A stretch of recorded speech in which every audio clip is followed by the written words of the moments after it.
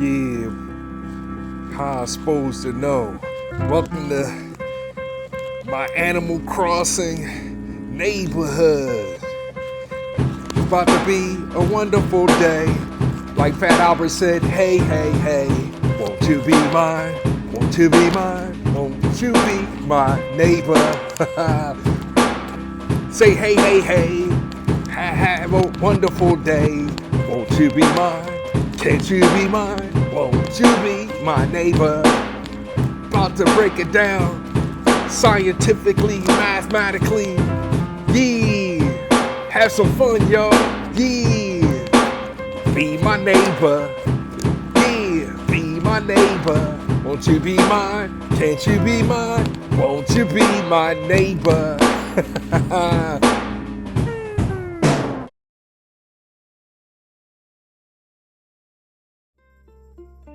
So I recorded the whole video and facetiously forgot to hit the mute on my mic button. So I'm gonna do an overdub. I mean, that's the best way to do it, I guess. And so this is Animal Crossing, my Animal Cross. Welcome to my Animal Crossing neighborhood, So I'm gonna show a little bit of the video. I'm gonna, share the video, which what I'm doing on Animal Crossing is what I normally do on Sundays. I buy turnips, you know what I mean, and then I sell them, later on this week. And I mean that's pretty much it, That's the gist of it all. Is this thing working? I don't even see if it's working right. So why is the screen still black? Oh, okay, it's still doing this thing over there. So, but yeah, I mean, I got y'all attention, I guess, and what's actually going on in the world of, hip hop is where I really speak on my things. But I am, this is the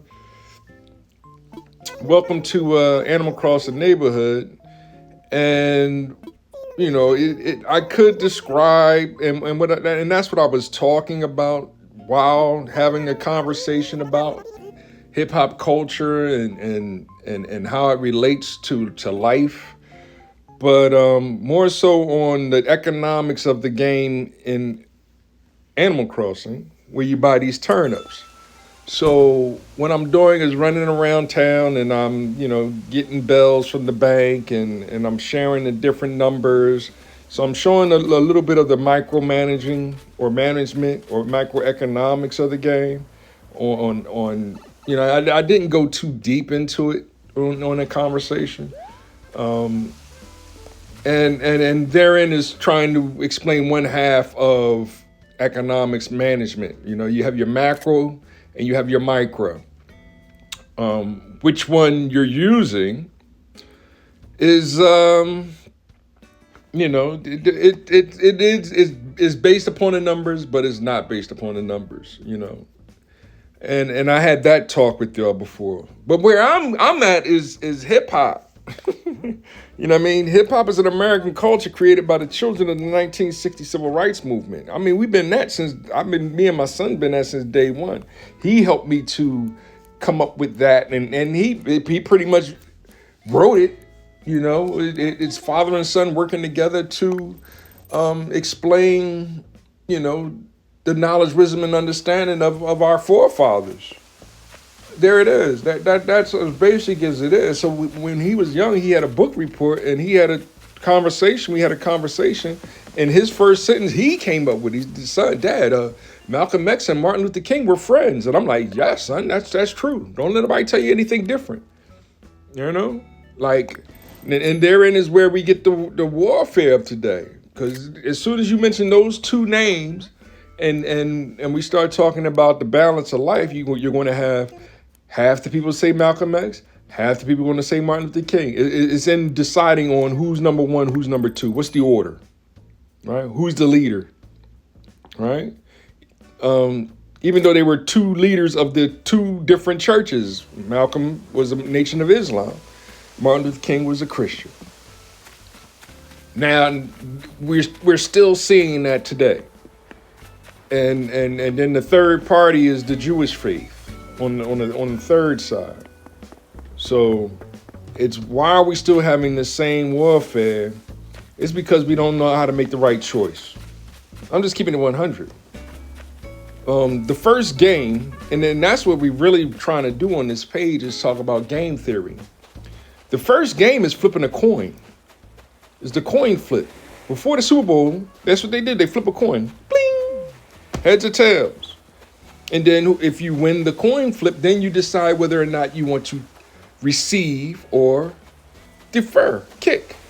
And that's what the Chiefs won the toss, and they chose to kick the ball off. I guess they thought that their defense was going to completely shut down the Eagles for the first half, because that's what's been typically happening all year. But I mean, the Eagles been practicing all year for this game, so it almost got ugly kind of quick. Remember, they had a nice long pass on a 4th and short or something like that. I'm gonna watch that game again because that game was all phenomenal. That might be the greatest football game of all time, even though it was a blowout. Like, yeah, the Eagles could have blew them out. They ain't had to make them score. But, that's not good sportsmanship, So it was them sneaking a score in there. Okay, y'all snuck a field goal or whatever it was. Y'all stopped the shutout. And then the Eagles tightened up again. And then they figured out how to score some more points, yada, yada. But we all know that game should have been a complete and utter blowout. So it's come back next year. I mean, that's football. That's what happens in football, right? Just like in boxing, rest in peace to the, great George Foreman, right? George Foreman was built to knock people out in the first round, right? Mike Tyson knocked people out in the first round. But if it gets to the later rounds or they get tired or they, you know what I mean? That's when the more, the faster, more athletic, et cetera, boxer has the advantage. The one that's more in shape has a better advantage when the later rounds come and might have a comeback. That's what made boxing so great. And it was, George Foreman was a part of that. Great video by professional. I mean, no, that wasn't professional. That was actually TBA, the Black Authority. Jason Black made a very good video. I might share that later on, just raw, of him giving his knowledge, wisdom, and understanding about the fight game and what Foreman, Frazier, and Ali meant for boxing. No, you can't exclude Kenny Norton and I mean, the list is ridiculously long, right? Even Larry Holmes, Larry Holmes. I have a picture that I'm going to share later on too, with Larry Holmes being one of the 5. They had 5 boxers on there. Larry Holmes was another one. Ken Norton. Who was that 5th one? Oh no, that was it. That was the 5. And I think Larry Holmes was the only one that's still with us. And it's a beautiful thing. Now, me and Larry Holmes have a little. Because I went to Kutztown, and Easton is right there, so I had the pleasure of going to school with one of his nephews. I think Rob Holmes might have been one of his nephews, and he even went into boxing, and I had little conversations with him. But I found out that it was his uncle, right? Because it was around the Tyson fight, and I was kind of like Holmes. You know what I mean? He ain't ready for Tyson.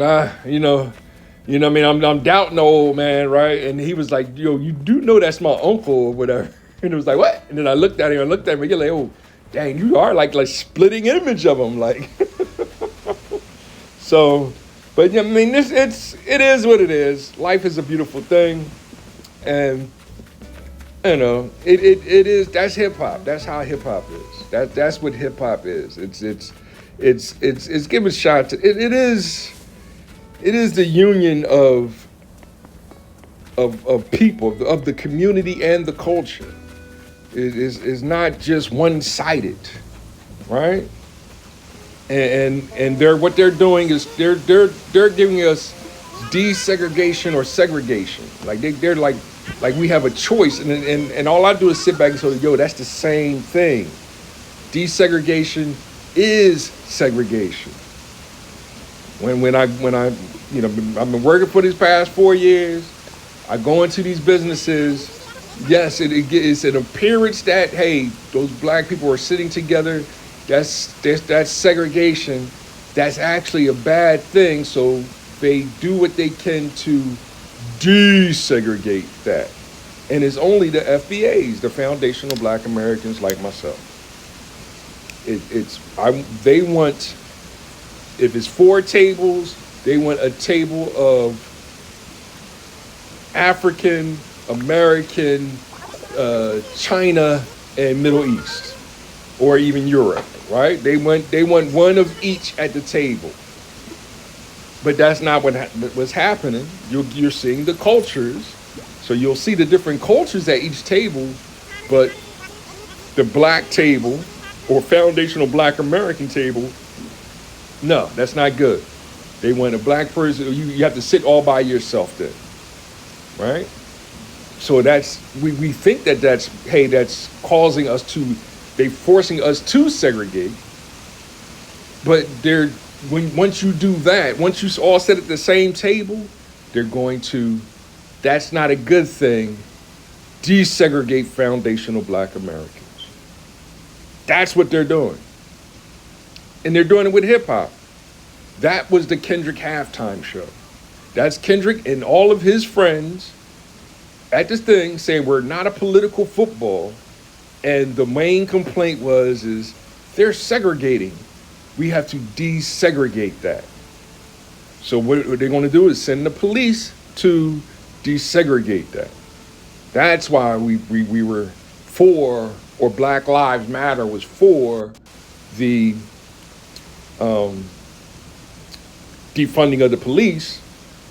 Instead, we find ourselves in a situation where it's defunding fatherhood. It's take the money out of fatherhood's hand, put it in motherhood's hand, and let her be the head of the house. Just like they did back in the 60s, in the 70s, in the 80s. They're still doing that and practicing that today. So, and I'm just telling y'all the truth. And when you see that, yes, people get upset because it's blame him, blame her.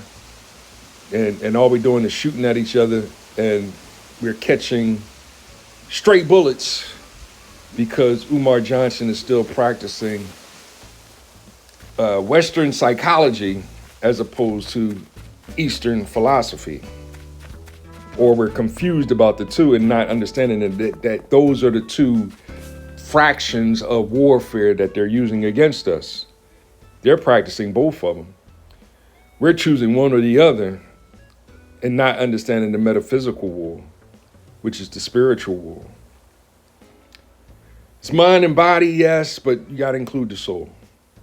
Mental, physical, can't forget the spiritual, right? So yes, it's psychological, philosophical, and metaphysical. Now, yes, there are other ways to do it. You can do it metaphorically. And that's what hip hop is actually about, doing things metaphorically. So when Rakim first famously said, my mind remains afine with all kinds of ideas of self-esteem to make you think that my thought took years to build. And Eric B. for president, that was letting them know that, no, we're not, our political stance is the laws of God. So the first commandment is easy, it's love God. The second commandment is respect the Lord. The third commandment is seek wisdom. The fourth commandment is Sabbath day. Now that's was, for most people of faith, that's Sunday. A lot of people it's Saturday. You can make it Friday if you want, if you need be, but you have to keep the Sabbath day holy. It is a day of rest and prayer. But that doesn't mean that you can actually have the Sabbath day every day. Because that's what I do. I practice prayer every day. That way, every day is the Sabbath day. For one God, our Father, all the time, hip hop life, love one. It is that simple.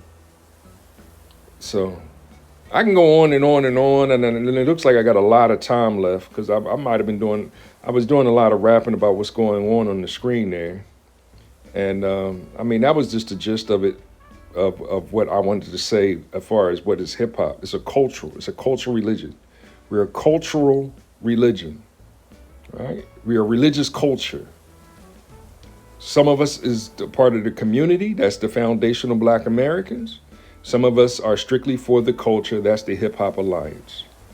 So that's what I've been showing and proving. And that's what I've been, sharing with y'all. So some people, still want to argue. And that's why I keep reverting back to Matthew 5, 6, 7. Those are the chapters that I've been working on. And I will continue to share that until. Y'all have a good evening. Peace.